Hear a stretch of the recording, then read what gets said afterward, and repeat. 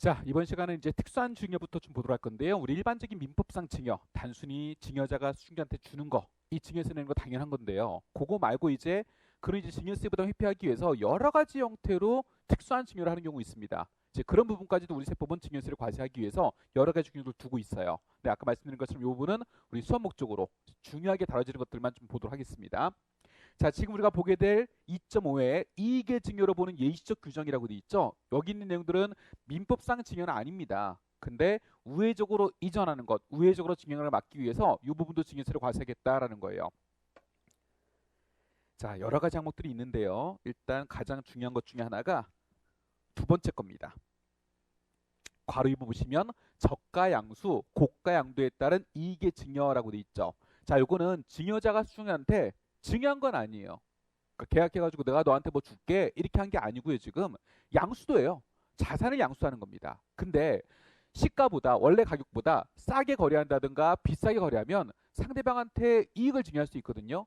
또는 내가 증여받을 수도 있어요. 그런 부분들은 이익 얻은 것 증여로 보겠다라는 거예요. 그래서 여기 있는 것들은 양도 형식을 취하고 있지만 사실상은 재산의 무상이전으로 볼 수 있기 때문에 이것도 증여세를 과세할게라는 거예요. 쉽게 한번 이해해볼까요, 여러분? 내가 자산을 싸게 샀어요. 저가 양수. 싸게 샀으면 이득인 거죠. 100만 원 주고 사야 되는데 30만 원 주고 샀다. 그럼 70만 원만큼 이득 받잖아요. 그럼 그런 부분들을 증여로 보겠다라는 거예요. 또는 고가 양도. 비싸게 판 거예요. 100만 원에 팔아야 되는데 200만 원에 팔았다. 100만 원 더 받았잖아요. 더 받은 것만큼은 상대방으로부터 증여받은 거 아니냐라고 보자는 거죠. 그래서 그런 부분들을 증여세 과세하게 되는 겁니다. 자, 그 밑에 이제 계산하는 내용들이 나와 있는데 특수관계인 간 양수도 하고 특수관계 없는 자 간 양수도 취급이 좀 달라지게 됩니다. 먼저 특수관계인 간 양수도 보시면은요. 특수관계인 간 양수도에서 우리가 증여세 과세하기 위한 적용 요건부터 먼저 만족을 해야 돼요. 대가하고 시가의 차이, 그러니까 거래한 금액하고 시가의 차이가 시가의 30% 그리고 3억 두 개 중에 작은 금액 이상이 돼야 됩니다. 지금 우리가 저가 양수, 고가 양도 했을 때 이득 본 부분에 대해서 증여세 과세하겠다라는 건 이자들이 증여 의사가 있었는지 없었는지 그런 걸 안 따지고 과세하는 거예요. 니네가 증여하기로 했니? 안 했니? 그거 따져서 과세하는 게 아니라 저가 양수도에서 이득이 생겼으면 과세할게라고 하고 있거든요. 그래서 무조건 과세할 수 있는 건 아니고 현저한 이익이 있을 때 그때만 과세하겠다라는 거예요. 그 현저한 이익이 시가의 30%랑 3억 두 개 중에 작은 금액입니다. 그 시세 차익이 그 이상은 돼야지 일단 적용할 수 있다라는 거고요. 그럼 그때 증여세 과세하는 금액은 증여로 보는 금액은 시세 차익 전부 다 증여세 과세하는 건 아니고 지금 현재 이익만큼 이 부분은 빼줘요. 이게 실제 이자들이 증여하겠다고 맘먹은 건 아니잖아요. 그래서 얻은 이익을 모두 다 과세하는 건 아니고 현저한 이익을 넘어선 부분만 과세하게 되는 겁니다. 그래서 특수환경 양수도에서는 요건 따질 때도 시가의 30%랑 3억 둘 중에 작은 걸 따지게 되고요. 그다음 증여세 과세할 때도 증여재산가액으로 볼 때도 요만큼 빼주게 되는 거예요. 요건 따질 때도 요거, 증여재산가액도 요거. 그러면 어차피 뭐 계산할 때 요거 그냥 바로 증여재산가액 계산을 하셔가지고 여러분 계산한 값이 음수가 나면 요건 자체를 충족 못한 거예요. 그때는 증여재산가액이 없는 거고 양수가 나왔을 때 그때 이제 과세하면 되는 거예요. 다만 이제 특수관계인이 아닌 자 사이에서도 양수도가 발생할 수 있습니다. 고저가 양수도. 자, 특수관계인 아닌 자 사이에도 거래금액 차이가 발생할 수 있고 시가랑 차이가 발생할 수 있고 그때도 증여세 과세하게 됩니다. 다만 적용 요건 보시면 이때 요건은 둘 중에 작은 금액 이상인 경우가 아니고요. 시가의 30% 요건 따질 땐 시가의 30%를 적용하게 됩니다. 요 시가의 30%는 어디서 가져온 개념이 되냐면 우리 법인세 공부할 때 정상가 공부했었죠. 정상가라고 하는 게 시가의 30%잖아요. 법인세 의제기부금 공부할 때도 그 정상가하고 차이가 났을 때 우리가 의제기부금 적용했잖아요. 그 규정을 가져와서 여기서도 시가의 30% 이상 차이가 날 때 증여 규정을 적용하겠다라는 거예요. 그리고 증여세 과세할 때 증여재산가액으로 보는 금액은 시세 차익을 전부 다 과세하는 게 아니라 3억 원 넘는 부분만 증여세 과세하게 됩니다. 이 3억 원은 뭐냐면 특수한 게 있는 자가 한 고저가 양수도에서 우리가 최대치로 빼주는 게 3억 원이거든요. 그죠? 그래서 그 3억 원을 여기서는 빼겠다라는 거예요. 특수한 게 있는 자 사이에도 최대 3억 그걸 빼게 되는데 여기서도 그 금액을 넘는 것만 과세하겠다라는 겁니다. 이쪽은 요건 따질 때랑 증여재산가 계산할 때 빼주는 게 서로 다르죠. 요건 따지는 건 30%만 따지고요. 과세할 때는 3억 원을 빼주게 되는 거예요. 예를 가지고 한번 이해해 볼게요. 다음 페이지 사례를 보도록 하겠습니다. 자, 먼저 왼쪽에 있는 사례예요. 자, A가 B한테 토지를 파는 거예요. 토지 시가 12억이라고 보겠습니다. 얼마에 파냐면 현금 8억에 팔고 있는 거예요. 그럼 A가 양도자고 B가 양수자인데 누가 이득을 보는 거예요? B가 이득을 보는 거죠. 시가 12억짜리인데 8억 주고 사고 있으니까 이득 보는 거예요. 그럼 이자가 증여받았다고 봐서 이자한테 증여세를 매기게 되는 겁니다. 그럼 얼마만큼 증여세를 매길 거냐라는 거예요. 만약에 A하고 B가 서로 특수관계가 있다. 그럼 요건을 따져볼게요. 일단 시세 차익은 시가하고 차이 나는 금액은 4억 원입니다. 4억 실제로 이득을 얻은 거예요. 근데 이게 현저한이익이 있어야 돼요. 시가 12억에 30%, 3억 둘 중에 작은 금액 이상이 돼야 적용하게 됩니다. 이상 되고요. 그럼 증여재산가액, 증여세 과세할 금액은 4억 전부 다 과세하는 게 아니라 현재 이익만큼은 빼주게 되는 거예요. 시가의 30%란 3억 두 개 중에 작은 금액을 빼주게 되죠. 그럼 1억을 증여재산가액으로 봐서 1억에 대해서 증여세를 과세하는 겁니다. 만약에 A랑 B가 서로 특수관계가 없다면 요건 따질 때는 시가의 30% 이상인가 따지는 거죠. 여기는 3억 기준 적용하지 않습니다. 정상가 범위로 보기 때문에 시가의 30%, 3억 6천 이상이 되네요. 요건 갖췄고 증여세 과세할 금액은요. 시세 차익 이득 얻은 거 4억에서 3억까지는 과세하지 않습니다. 3억 빼고 1억만 증여재산가액으로 보게 되는 거죠. 만약에 이런 경우라면 두 번째 상황, A가 B한테 토지를 파는데 이번에는 토지 시가가 8억짜리예요. 근데 12억 받고 팔고 있는 거예요. 그럼 이때는 이득 보는 게 누구겠어요? 양도자가 이득을 얻고 있는 거죠. 4억 더 받았으니까. 그럼 이자가 B로부터 증여받은 걸로 봐가지고 증여세를 매기는 거예요. 자, 증여세까지 계산해 보겠습니다. 먼저 A랑 B가 서로 특수관계가 있다고 볼게요. 그럼 시세 차익은 4억 원이고 요건 따집니다. 시가의 30%랑 3억 둘 중에 작은 금액 이상에 해당합니다. 그럼 증여세가액은 그 4억 원 이익에서 현재 이익 부분을 빼주는 거죠. 그럼 1억 6천만 원이 증여세 과세될 금액이 되는 거예요. 만약에 서로 특수관계 없다면 요건 따지는 건 30% 넘는지만 따지시면 되는 거고 증여세가액 구할 때는 3억 원의 절대 금액을 빼주시면 되는 겁니다. 그래서 원칙적으로 이렇게 자산을 저가 양수하거나 고가 양도했을 때 이득을 얻은 자한테 증여세를 매기는 거예요. 예외가 있는데요. 그 밑에 보시면 주에 보시면 저가 양수, 고가 양도에 따른 이익의 증여 규정 적용 배제, 증여세 안 매기겠다라는 거죠.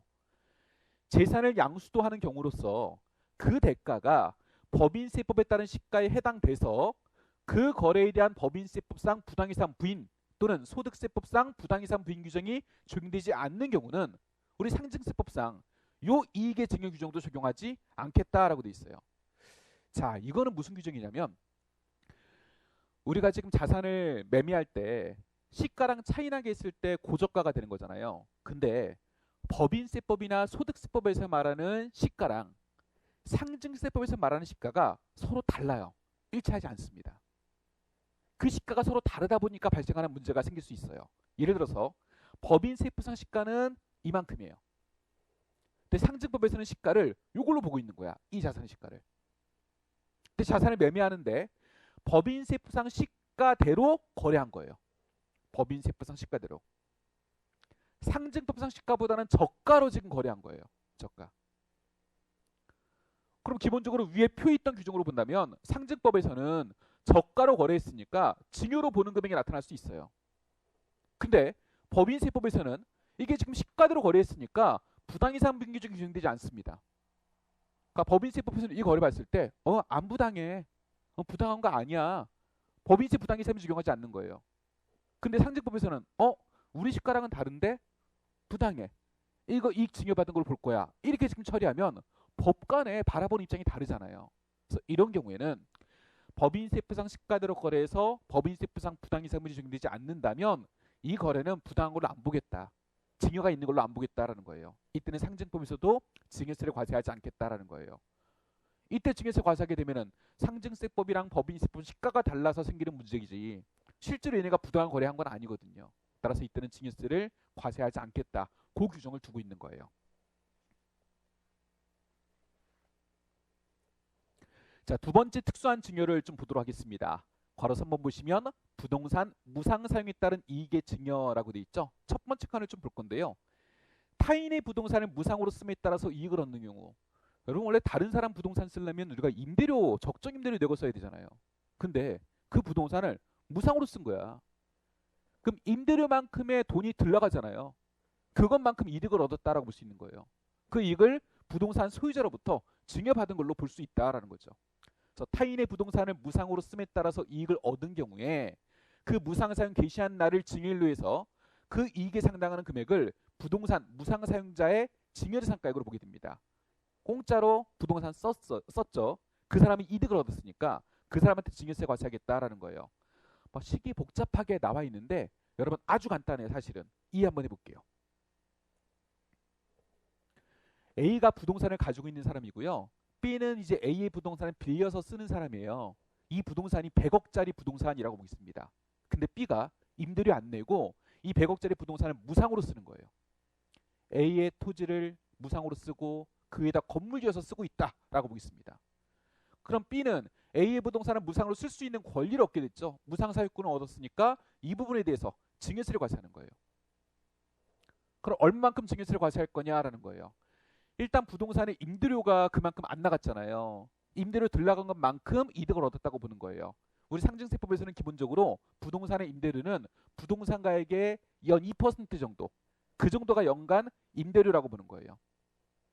그러면 1차년도 100억짜리 부동산을 썼으면 2% 정도는 임대료 내야 되는데 그 2% 정도 임대료 안 냈어요. 2억 이득 본 거예요. 2차년도 말에 또 2억 정도 임대료 이득 얻었다고 보는 거예요. 3차년도 말에 또 2억, 4차년도 말에 2억, 5차년도 말에 2억, 이런 식으로 매년 2억씩 이득을 얻었다고 보는 거예요. 그리고 기본적으로 한 번 이 부동산을 무상으로 쓰면 5년간은 무상으로 쓴 걸로 가정하게 됩니다. 5년 단위로 과세하는 거예요. 5년 단위. 그럼 1차년도 말에 부동산가액의 임대료율 2%에서 2억, 2억, 2억, 2억, 2억. 총 5년 동안 2억씩 이득 보는 거예요. 이걸 이제 현재 가치로 땡기는 거예요. 현재 가치로. 그럼 2억에 5년 이자율의 연금 현가계수로 곱하면 돼요. 여기 이자율은 세법은 10% 보고 있습니다. 10%. 그래서 5년 10% 연금 현가계수로 땡기면 결국 5년 동안 현재 가치 이익이 7억 5,815만 8천 원 정도 이득을 얻었다고 보는 거예요. 이 부분에 대해서 증여세를 과세하는 겁니다. 5년치 이익에 대해서 증여세 과세하게 되는 거예요.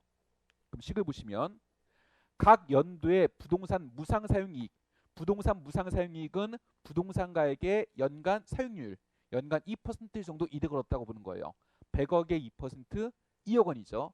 그 2억 원 부동산 무상 사용 기간이 5년이라고 보고 이자율은 현재 10% 가정을 하게 됩니다.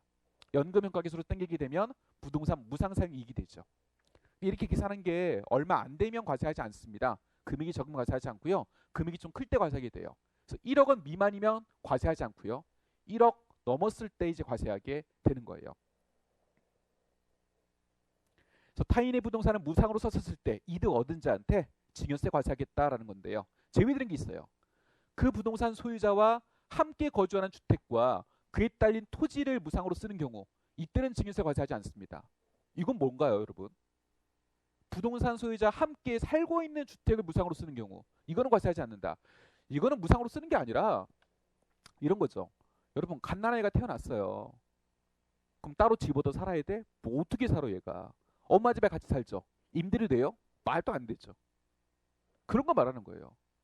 갓난아이가 엄마 아빠와 함께 살고 있는 주택을 무상으로 당연히 쓰는 거지. 그건 증여가 아니거든. 당연히 아이를 키워야 되는 거잖아요. 그러니까 그런 것들은 제외하겠다. 이런 얘기가 되는 겁니다.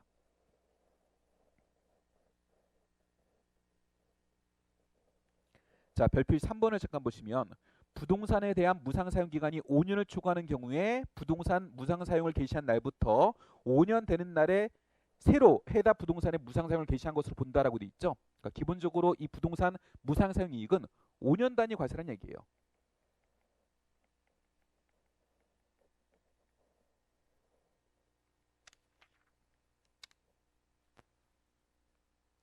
괄호 4번 같은 경우는 상증법 38조에 있는 건데 합병에 따른 이익의 증여. 이 내용은 사실 우리가 법인세 쪽에 공부했던 거예요. 불공정 합병 말하고 있는 거고요. 5번은 불균등 증자. 이것도 우리가 법인세 쪽에 공부했던 내용이고 그 다음 괄호 6번은 불균등 감자. 이런 거 말하는 거예요. 요 합병 증자 갑자 같은 경우는 저희가 법인세 쪽에서 이미 공부했던 내용입니다. 또 우리가 정리할 주제가 괄호 9번입니다. 초과 배당에 따른 이익의 증여라고 되어 있죠. 자, 중요한 내용 중에 하나고요. 자, 원래 주주가 회사로부터 배당을 받을 때는 본인의 지분에 따라 배당을 받아야 되죠. 예를 들어서 회사에서 주주한테 배당을 전체 100억 주기란 거예요. 100억. 근데 내 지분이 몇 퍼센트냐면 10%예요. 그럼 나는 배당 얼마 받아야 돼요? 10억 받아야 되죠. 10억. 100억의 10%에서 10억 받아야 돼요. 그게 내 지분에 따라 균등하게 받는 거예요. 근데 만약에 내가 10억이 아니라 50억 받았다. 그럼 40억을 더 받았잖아요. 누군가 덜 가져가고 내가 그만큼 더 받은 거잖아요. 그럼 덜 가진 가져로부터 그만큼 증여받은 걸로 보겠다라는 거예요. 근데 내가 얻은 걸 전부 다 증여세 과세하는 건 아닙니다.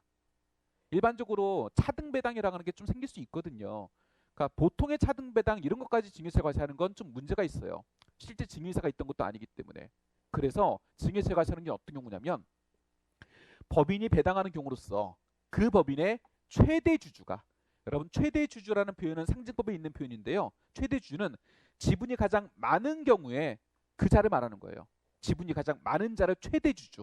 그냥 대주주가 아니라 최자가 붙어 있으니까 가장 많은 자를 말하는 거고, 원래 최대 주주 판정은 특수관계인까지 지분 합쳐가지고 따지는 거예요. 특수관계인까지 보유주식을 합쳐가지고 지분이 가장 많았을 때 그 주주가 최대 주주가 되는 겁니다. 최대 주주는 집단 개념이에요. 특수관계인 보유지분까지 합쳐가지고 따지는 거기 때문에 집단 개념입니다. 자, 어쨌든 그 최대 주주가 본인이 지급받을 배당 금액의 전부나 일부를 포기했어요. 그러니까 최대 주주는 조금만 가져가는 거야. 안 가져가거나. 본인이 보유한 주식에 비례해서 균등하지 않은 조건으로 배당을 받음에 따라서 그 최대 주주의 특수관계인이 본인이 보유한 주식에 비해서 높은 금액의 배당을 받았다. 예를 들어서 최대 주주가 아버지야. 그 다음 최대 주주 특수관계인 아들이 있는 거야. 근데 아버지는 배당을 일부러 덜 가져가는 거예요. 근데 아들이 더 많이 받아간 거야. 그럼 아버지가 아들한테 이 배당 금액을 안 가져간 것으로서 증여한 거 아니냐라고 보는 거예요. 그래서 이때는 그 최대 주주의 특수관계인 이자를 수증자로 봐가지고 이자한테 증여세를 매기는 겁니다.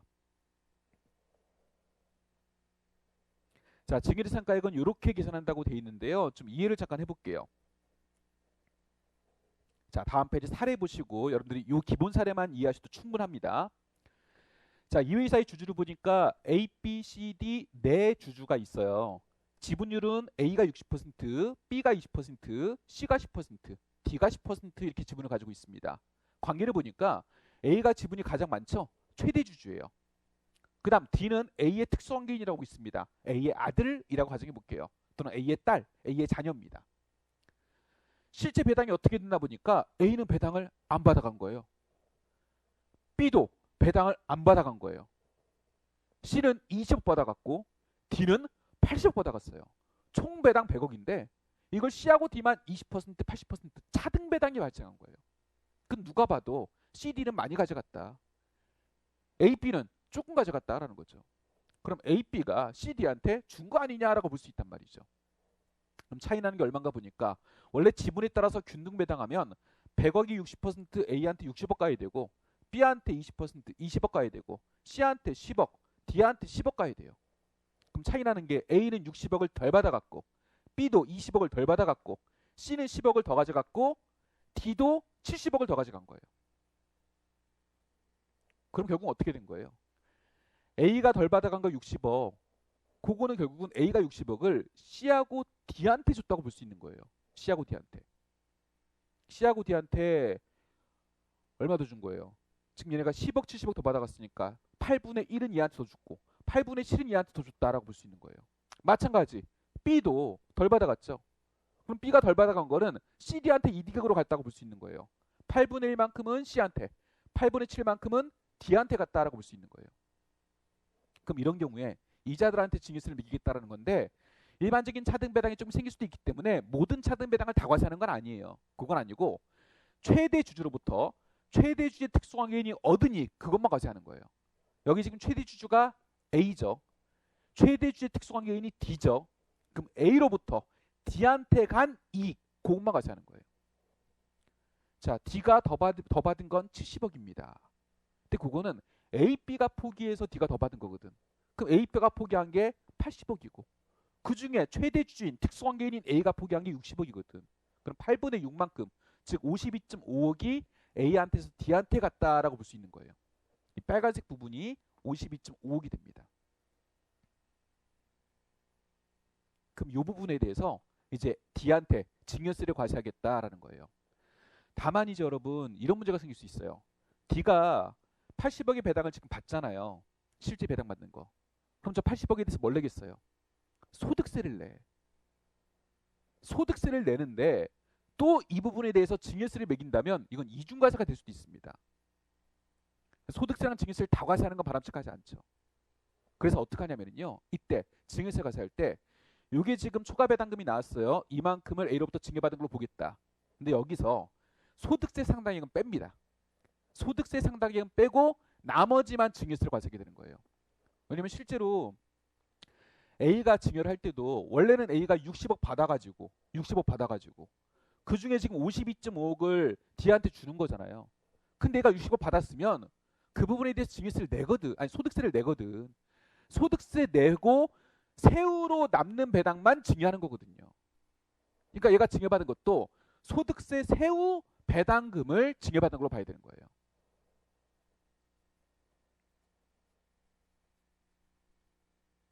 그래서 증여세 상가액은 지금 초과 배당 금액 계산된 거 그거에 대해서 전부 다 증여세 매기는 게 아니라 초과 배당 금액에 대한 소득세 상당액 이거 별도의 식으로 따로 산정이 됩니다. 근데 뭐 거기까지 너무 깊숙한 부분이기 때문에 초과 배당에 대한 소득세라고 볼 수 있는 부분 그 부분 빼고 나머지만 증여세를 과세하게 되는 거예요. 그렇게 하는 이유는 뭐 때문에 그래요?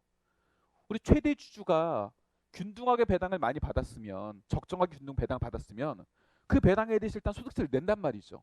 소득세 내고 소득세 후 남은 배당을 증여하는 거거든. 그게 올바른 증여가 되겠죠. 그래서 여기서도 지금 얘가 증여받은 건 소득세 세후 남은 금액을 배당받았다라고 보기 때문에 소득세 낸 부분은 소득세 상당액은 빼게 되는 거예요.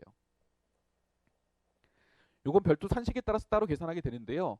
우리 시험에 나오기는 너무 복잡한 부분이 될 수 있어요. 그래서 보통 문제 가정으로 좀 나올 수 있습니다. 뭐 얼마라고 나온다면 그 초과 배당 구하는 게 핵심이 되는 거고 여기서 요거 나온 건 빼고 나머지만 증여상가액으로 보면 되는 거예요. 물론 아직 1차 시험에 요걸 계산하는 문제가 나온 적은 없습니다. 2차 시험에는 한번 나온 적이 있고 물론 지금 규정이 아니라 바뀌기 전 예전 규정으로 한번 나온 적이 있었는데 뭐 2차 시험에 그 당시 나왔을 때 어렵지 않은 내용이었기 때문에 충분히 나올 수 있었고 지금 아직 1차 시험에 나온 적은 없습니다만 뭐 요거 계산하는 것까지 나오기는 좀 어려울 수 있고요. 얼마다라고 주어진다면 그걸 빼서 계산하시면 되겠습니다.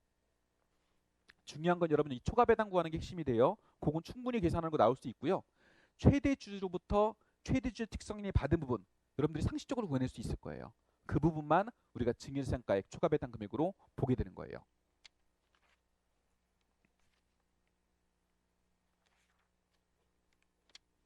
자, 또 하나 중요한 내용 12번을 보도록 하겠습니다. 금전, 무상대출 등에 따른 이익의 증여. 자, 누군가로부터 돈을 빌려요. 그러면 이자를 내야 되잖아요. 그죠? 적정이자 내면 아무런 문제가 안 생기는데 만약에 이자를 10%는 내야 되는데 내가 2%만 냈다. 그럼 8%는 이득 본 거예요. 그거 증여받은 걸로 보겠다라는 거예요. 또는 10% 이자를 내야 되는데 이자를 한 푼도 안 냈다. 그럼 10%다 이득 본 거죠. 그거 증여받은 걸로 보겠다라는 거예요. 타인으로부터 금전을 무상으로 대출받은 경우 또는 낮은 이자율로 대출받은 경우 그때는 금전 대출받은 날에 일정 금액을 증여받은 걸로 보겠다라는 거예요. 무상 대출 받았을 때는 대출 금액에 적정 이자 곱한 것만큼을 증여받은 걸로 보는 거고 저리로 대출 받은 경우에는요. 적정 이자 곱한 거에서 실제 지급한 이자 빼고 나머지 부분을 증여받은 걸로 보는 거예요. 여기 적정 이자율이라고 하는 거는요. 기재부령어로 정하는 이자율이 말하는데 실제 정해져 있는 건 이제 당좌대출 이자율이에요. 기재부령어로 정하는 건 당좌대출 이자율 정하고 있습니다.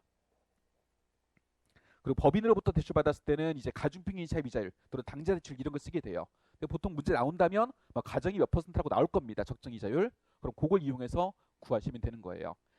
자, 요렇게 이제 이자 안 나간 부분을 증여받은 걸로 보는데 이 이자는요. 1년 단위로 계산해요. 대출기간이 정해져 있지 않는 경우에는 대출기간을 1년으로 보고 계산하게 됩니다. 그러니까 1년 단위로 그 이익을 계산해서 증여받은 걸 보게 되고요. 그 계산한 증여상가액이 1,000만 원 미만이면 금액이 너무 적죠. 과세해봤자 큰 실익이 없기 때문에 이때는 제외합니다. 아까 부동산 무상사용이익 같은 경우는 얼마 기준이었어요? 1억 기준이었죠. 여기는 1,000만 원 기준입니다. 이자니까 금액이 더 크지 않을 거란 말이죠. 그거는 이제 1,000만 원 기준으로 따지게 되는 거예요.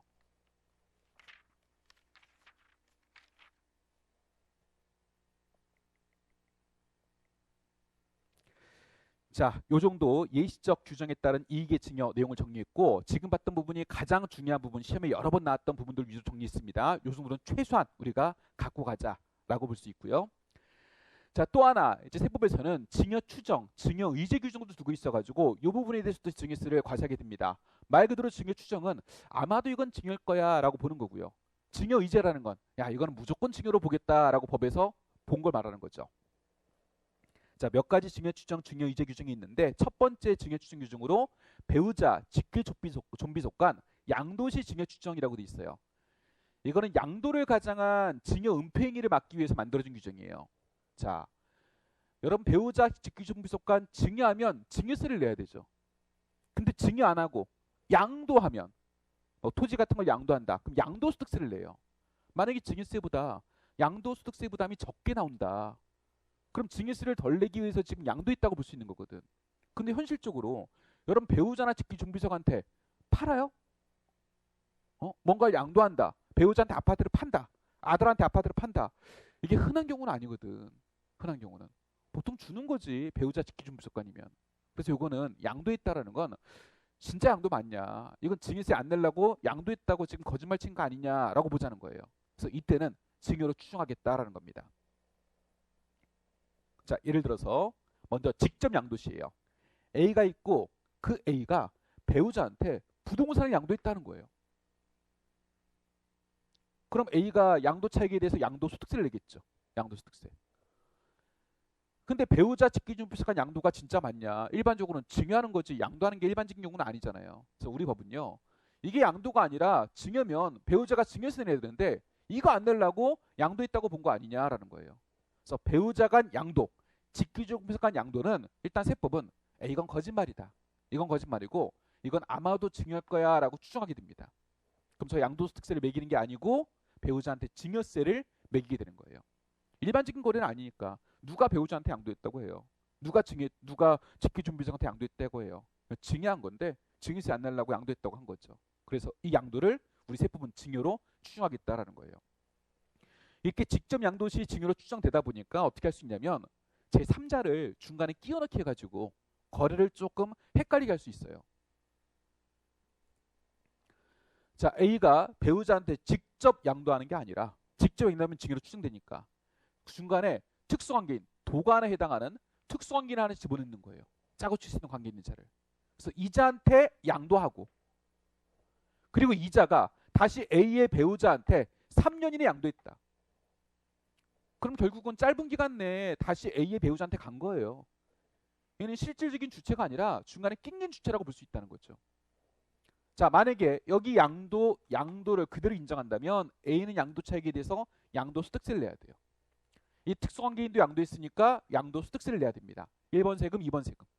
실제 양도했다고 본다면. 근데 이게 양도가 아니라 진짜는 증여였다. A가 배우자한테 증여하는 거다. 그럼 이 증여세를 내는 거죠. 그래서 만약에 요 1번 양도소득세와 2번 양도소득세 합한 게 3번 증여세보다 적다. 세금이 적게 나왔어요. 그럼 우리 세법은 이거는 우회 양도를 한 거다. 사실은 증여한 건데 가짜로 양도한 것처럼 처리한 거다라는 거예요. 그래서 이때도 양도 무시하고 증여로 추정하게 됩니다. 니네 무슨 양도냐? 증여세보다 회피하려고 한 거 아니냐라고 보는 거예요. 그래서 이때는 양도소득세 매기지 않고 증여세를 이 배우자 등한테 매기게 되는 거예요. 전제 조건이 있어요. 우회 양도 같은 경우는 중간에 하나를 끊겼을 때는 이자가 3년 이내 양도를 해야 돼요. 3년에 양도해야 되고 그리고 금액 크기 비교하는 거예요. 양도소득세 합계액이 증여세 합계액보다 적어야 됩니다. 그런 경우에 증여로 추정하게 되는 거예요. 조건은 3년 이내 양도하고 양도소득세 합계액이 증여세보다 적어야 됩니다. 일반적으로 배우자 직기 준비소가는 뭐 양도라고 보기가 어려우니까 이런 규정을 두고 있는데 진짜 양도일 수도 있어요. 배우자 직기 준비소가 거래가 징여가 아니라 진짜 양도일 수 있습니다. 그런 경우는 징여 추정 규정을 배제합니다. 예를 들어서 법원의 결정으로 경매 절차에 따라 처분된 거예요. 파산 선고로 처분된 거예요. 국세징수법에 따른 공매로 처분된 거고 증권시장을 통해서 유가증권이 처분된 거예요. 이런 경우라면 누가 봐도 공정한 매매 과정을 통해서 처분한 거거든요. 이건 누가 봐도 진짜 양도라는 거예요. 그래서 이런 경우는 그대로 양도로 보는 거지 징여로 추정하진 않겠다라는 겁니다. 그 다음 동그라미 5번 배우자나 직계 준비속한테 대가를 받고 양도한 사실이 명백히 인정된다. 말 그대로 양도한 사실이 명백히 인정된대요. 그럼 이건 양도로 봐야죠. 이때는 징여로 추정하지 않게 되는 겁니다. 또 하나의 징여 추정. 자, 이 부분도 중요한 부분인데요.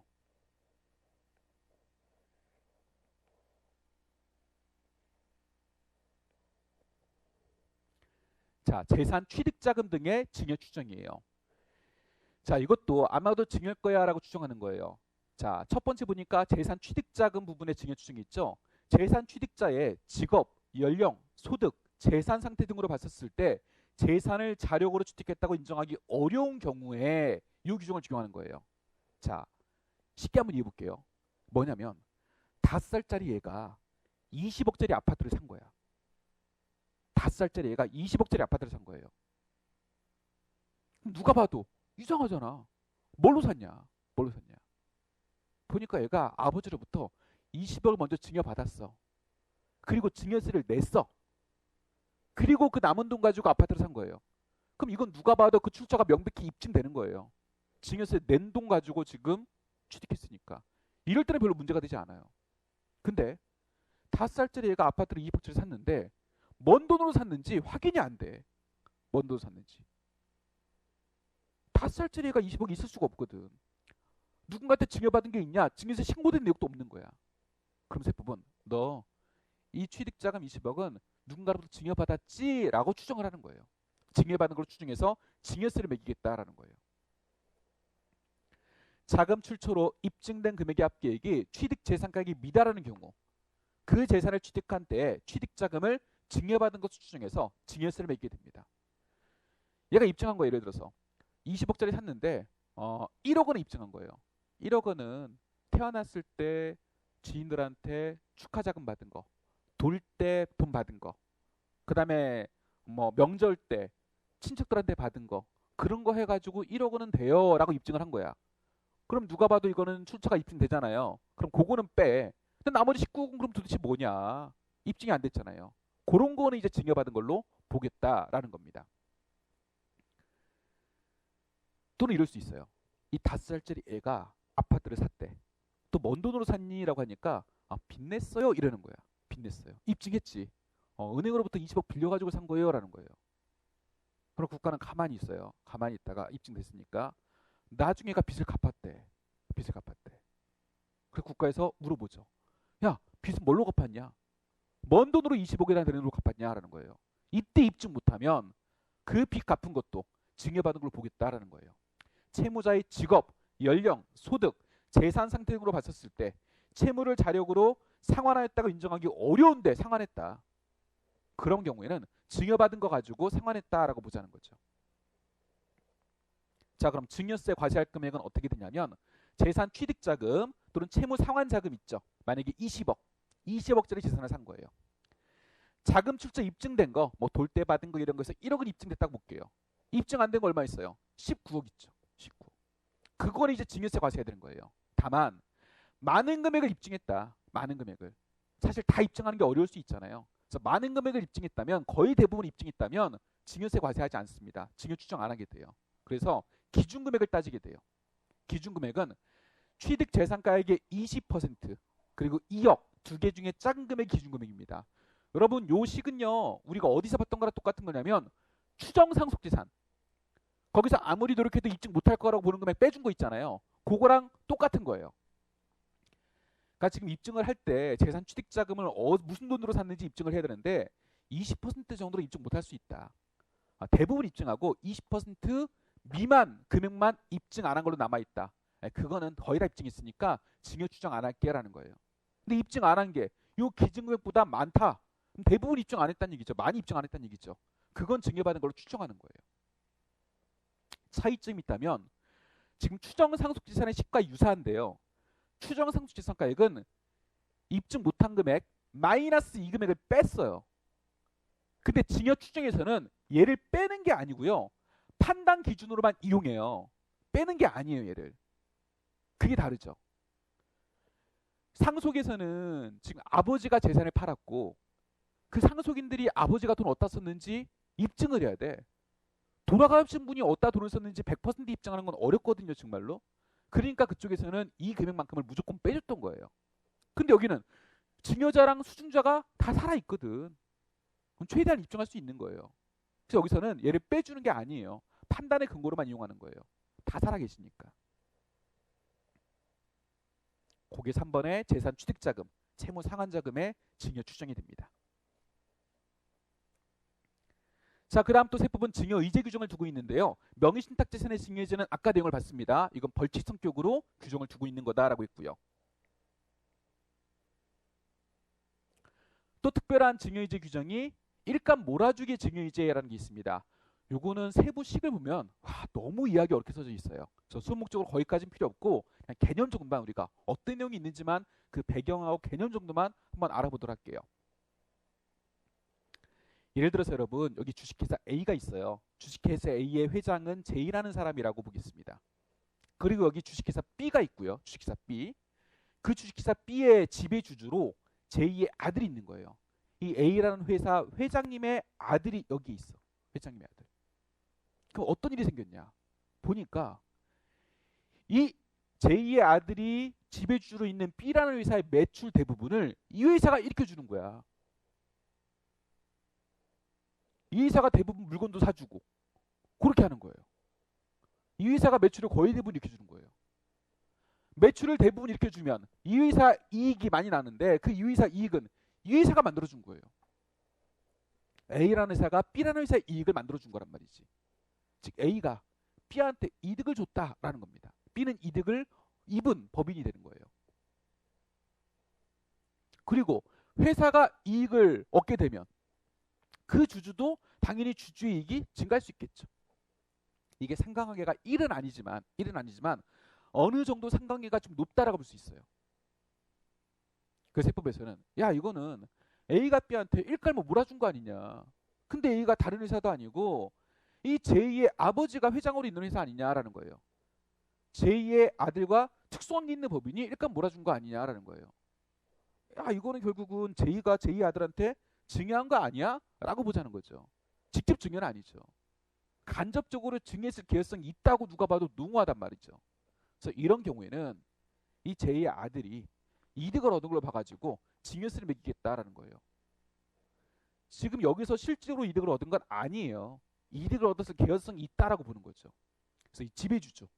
특수관계들로부터 일감을 몰아받아가지고 이 수혜법인이 이득을 얻었으면 그 주주한테 증여세를 매기겠다라는 거예요. 그래서 이쪽이 수증자가 되는 거고 저 A를 증여자처럼 보게 되는 겁니다.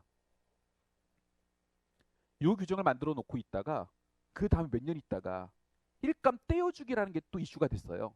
그래서 일감 떼어주기 증여의제라는 것도 생겼습니다. 법조문에서는 특수관계 법인으로부터 제공받은 사업기회로 발생한 이익의 증여의제라고 규정을 하고 있습니다. 자, 요거는 그냥 일감 떼어주라고 흔히 이제 부르는 거예요. 자, 비슷한 구조예요. 어떤 거냐면 A라는 회사가 있어요. A라는 회사의 대주주는 S씨고요. 그 다음 B라는 회사가 있습니다. B라는 회사의 지배주주가 있는데 누구냐면 S씨의 딸이에요. 그럼 저 A라는 회사와 이 S씨의 딸은 서로 특수관계 있다라고 볼 수 있는 거예요. 자, 이번은 어떤 경우를 줬냐면 A가 극장이라고 가정해 볼게요. 극장. 근데 극장 가면 우리가 영화만 보는 게 아니라 극장 안에서 팝콘 같은 것도 사 먹잖아요. 그죠? 그 팝콘 같은 경우 거기서 우리가 사업을 한다. 그러면은 안정적인 돈을 확보할 수 있는 거거든요. 왜냐면 극장 온 사람들이 기본적으로 팝콘은 다 사니까. 그래서 이 A라는 회사가 극장 안에서 팝콘, 음료수 등 판매하는 사업을 B가 할 수 있도록 해준 거예요. 얘한테 일감을 준 거예요. 물론 얘는 이제 임대료 같은 건 내요. 임대료 같은 건 주는데 어쨌든 사업 기회를 제공받아서 매출이 기본적으로 보장되는 사업계획을 제공받아서 매출이 일어난단 말이죠. 그럼 이익도 발생하는 거예요. A를 통해서 B가 매출과 이익을 얻었고, 그러면 그 지배주주가 당연히 주주이익을 얻었다라고 볼 수 있는 거예요. 상관계 1은 아니지만 어느 정도는 높은 상관계를 보이고 있다라고 볼 수 있다는 거죠. 그래서 이때는 이 지배주주가, 이 B라는 회사의 지배주주가 저 A라는 회사로부터 증여받은 걸 봐가지고 얘한테 증여세를 매기겠다라는 얘기예요. 일감 띄워주기로 이득 얻은 부분에 대해서 증여세를 매기겠다라는 거예요.